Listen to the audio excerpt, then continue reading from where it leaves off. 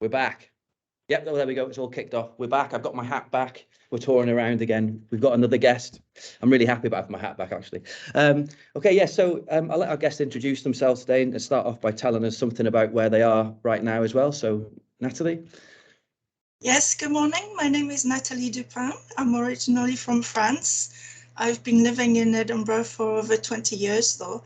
I'm currently a PhD candidate at the University of Edinburgh, although I have recently submitted my thesis and expecting to defend my, to go through the Viva at the beginning of March. Cool. Well, good work. Congratulations on submitting and all that sort of stuff. Can you tell us a bit more about your research and what you do? So my research was concerning interdisciplinary doctoral training. I followed some students in the Centre for Doctoral Training on an interdisciplinary program, and I compared their practices with the current UK policies on interdisciplinarity and collaborations. So on one side, what the policies aim for, and on the other side, what the actual practices of the students are. Okay. Natalia, I'll hand over to you for questions. The pirate. Thank you. Yes. Hi, Natalie. As you can see, I'm a pirate and I'm very interested in precious practice theoretical ideas. But first, I would like to ask you about your first encounter with practice theory. So it's kind of a path that took me there.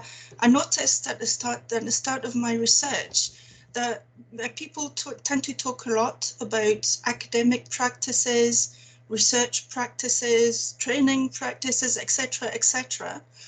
And because I am in the science and technology studies, I'm quite used to researchers going out and ethnographically or methodologically examining, investigating scientists' practices in their labs and in their everyday activities. But I didn't actually found out about practice theory. I was trying to find something that could define those practices that you know I could get my teeth into, and that was not enough for me.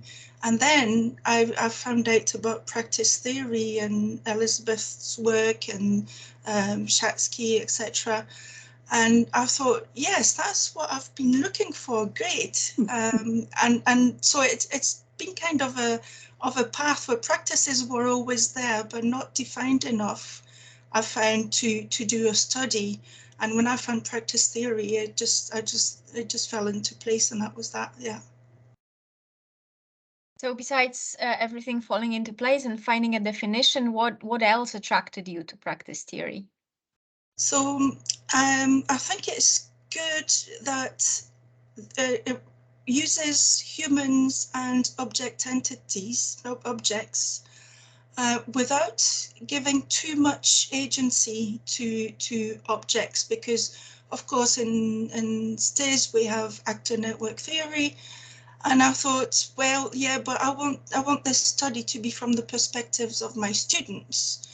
So it was important for me to retain the human side to the study. And I thought practice theory allowed me to do this, to look at their practices through their environments and equipment they use, etc. But still, these objects were not getting too much agency in the investigation.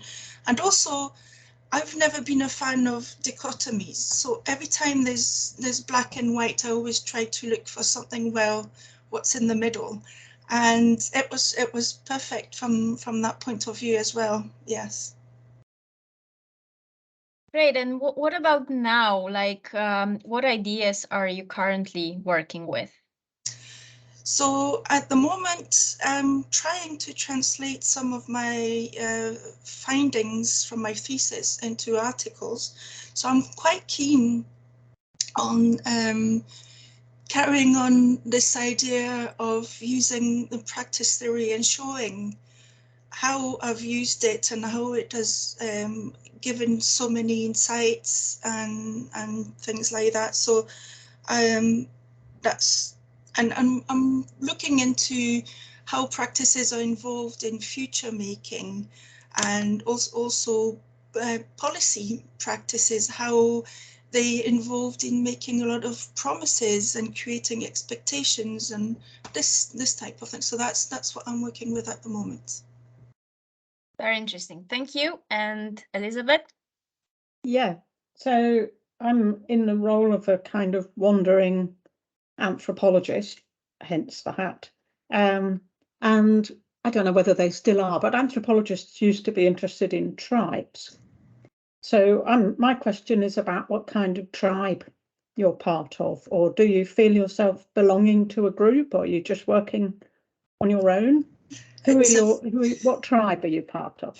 It's a very good question. I like tribes as well, because of course we have been, there have been talks about academic tribes.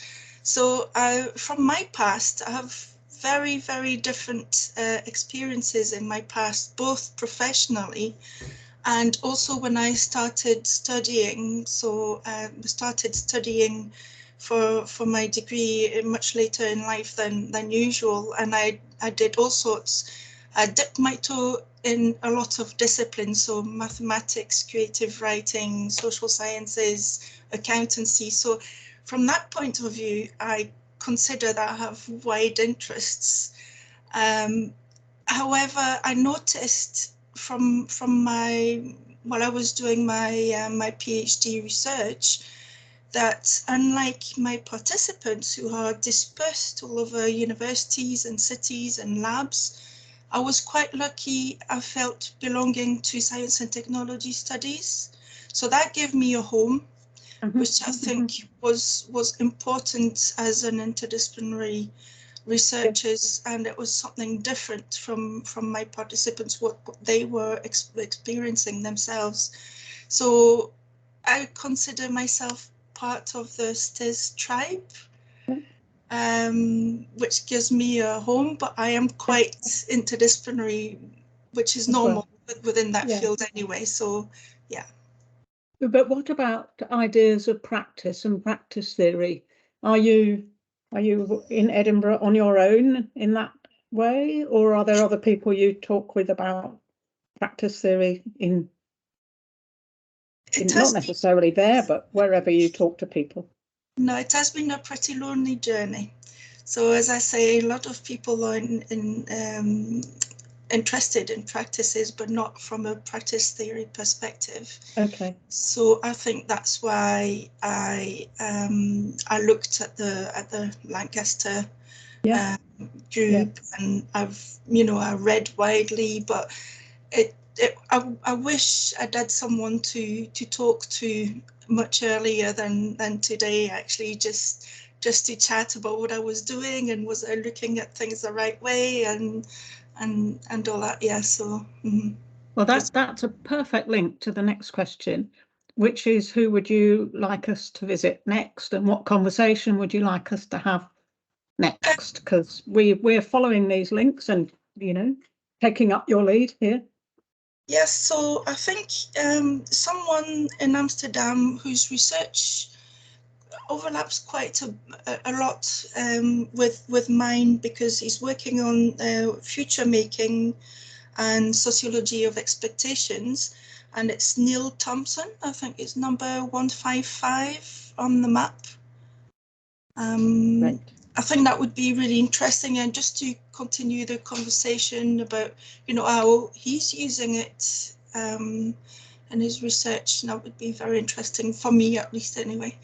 Excellent, and we can easily get there by boat. We just go around the coastline, and that'll be fine. In fact, we'll probably be following a ferry, although it goes to Newcastle to Amsterdam. Anyway, we can. Yes. The captain's in charge. We can definitely get there. Yeah. Now, as we go on our travels, we're collecting souvenirs. So what would you like to give us to take on our journey? So I have it here. It's not something very local, although it is handcrafted, and it's something I've found really useful. So it's called a little, I'll just show you, I don't know if you can see it, I'll send you a picture. Oh, Right. yes. So it's called A Little Jar of Big Ideas, and it contains straws of all sorts of colours, and this one is especially made, it's called Study for Success.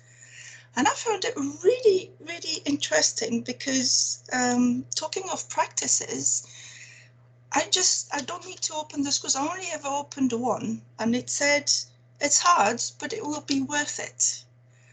I thought, yes, that's good. And now, even though, you know, I'm trying to write up, I just look at my little jar and it just reminds me and it gives me motivation. And I think it's been great just to look at it and just as a reminder. And I hope it can, I don't know, maybe it will resonate with someone else and think, you know, you have something on your desk that keeps you going. Excellent. And it'll be fine on the ship. We'll take really good care of it. So don't worry about that. Good. Okay, that's great. So on we go to, well, let's hope we go to Amsterdam next. Hope so. Great, thank you. Thank you. Thank you.